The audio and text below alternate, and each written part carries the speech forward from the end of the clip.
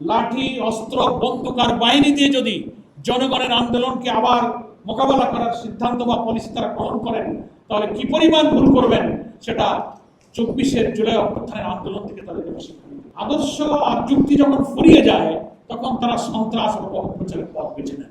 মাননীয় প্রধানমন্ত্রী বলছেন যে বিরোধী দল যে আন্দোলন করছে বা যে সংস্কারের কথা বলছে, বিরোধী দল তাদের মতো করে করছে। তো আমরা তো আমাদের মতো করেই বলবো।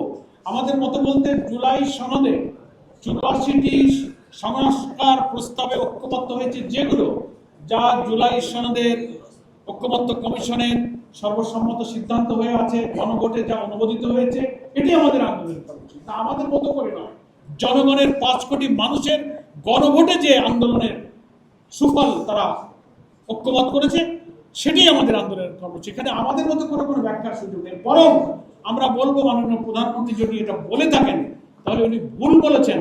বরং ওনারা যে ব্যাখ্যা দিচ্ছেন জুলাই সনদ আর সংস্কারের, সেটা হচ্ছে গণভোটের রায়ের বিপরীত, গণভোটের চেতনা, গণভোটের ফলাফলের বাইরে ওনারা ব্যাখ্যা দিচ্ছেন।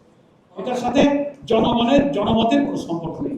72 ঘন্টা ময়েশ্চার লক সমৃদ্ধ লিলি বডি ওয়াশ, শিয়া বাটারের গুডনেস স্কিন রিপেয়ার করে রাখে সফট ও glowing. Parliamentary system of politics এবং ডেমোক্রেসিতে নিয়মতান্ত্রিক গঠনমূলক দেশের জন্য আন্দোলন বিরোধী দল তো করবে, কিন্তু সরকারি দল এটাকে মোকাবেলা করার যে ভাষা, আমরা ফ্যাসিবাদী রাজনৈতিক শক্তির সেই ভাষার প্রতিধ্বনি বা প্রতিচ্ছবি বা সেই সুর বা সেই কণ্ঠ তাদের কাছ থেকে কিন্তু শুনতে পাচ্ছি।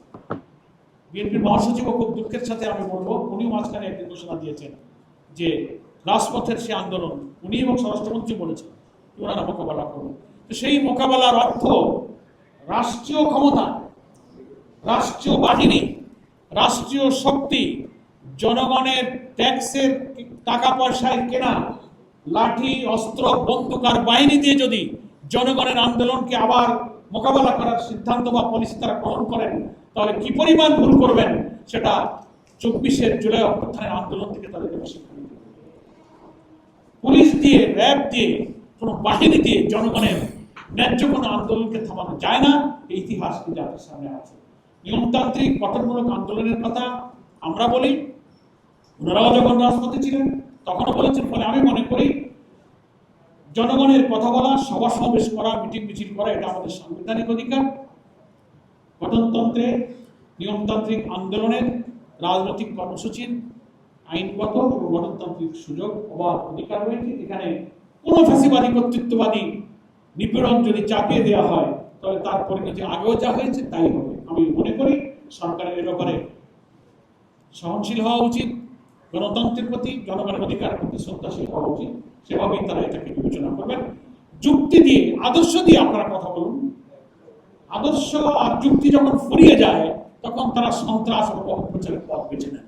আমরা তো তাই দেখতে পাচ্ছি, ফ্যামিলি কার্ড বা অন্যান্য যে কার্ড, হ্যাঁ, যে কোনো সরকার জনকল্যাণমূলক, জনবান্ধব, দারিদ্র্য বিমোচনের নানান কর্মসূচি পালন করাটা সরকারের দায়িত্ব। কিন্তু এই অর্থ কোথা থেকে আসছে, এটা যাচ্ছে কার কাছে? নেহায়েত দলীয় গন্ডি সিন্ডিকেটের মধ্যে দলীয় কর্তৃত্ব ঠিক রাখার জন্য এই সব কর্মসূচি তারা ব্যবহার করছে। আপনারা তো দেখছেন, জেলা পরিষদগুলোতে ওনারা প্রশাসক দিলেন, সিটি কর্পোরেশনের প্রশাসক দিলেন। এটি কি ডেমোক্রেসি? পরিষ্কার বাংলাদেশের সংবিধানে বলা আছে স্থানীয় সরকারের প্রতিটি স্তরে নির্বাচিত জনপ্রতিনিধিরা দায়িত্ব পালন করবে। ঠিক আছে, আপনি ইলেকটেড গভর্নমেন্ট, আপনি এসেছেন, আপনি ইলেকশন দিয়ে দেন, ওখানে তো প্রশাসক ছিলই, তা আপনি ওই প্রশাসক বদল করে আরেকটা দিলেন কেন? এবং দিলেন তাও সব কটে থেকে আপনার দলের লোক দিলেন।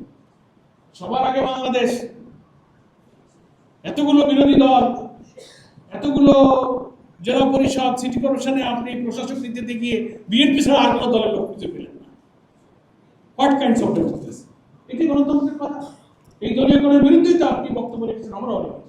সেজন্য এই কার্ড, নিয়োগ এবং সামনে আমরা যে সমস্ত নির্বাচনের দাবি করছি, গণভোটের গণরায় বাস্তবায়ন করে সংবিধানে প্রধানমন্ত্রী, রাষ্ট্রপতি, সাংবিধানিক বিভিন্ন কনস্টিটিউশন পোস্টের ক্ষমতার নিয়ন্ত্রণের চাবিকাঠি যদি জনগণের হাতে না যায়, তো কোনো নির্বাচন এবং জনগণের কোনো স্বার্থ কোনো নিরপেক্ষভাবে প্রতিষ্ঠিত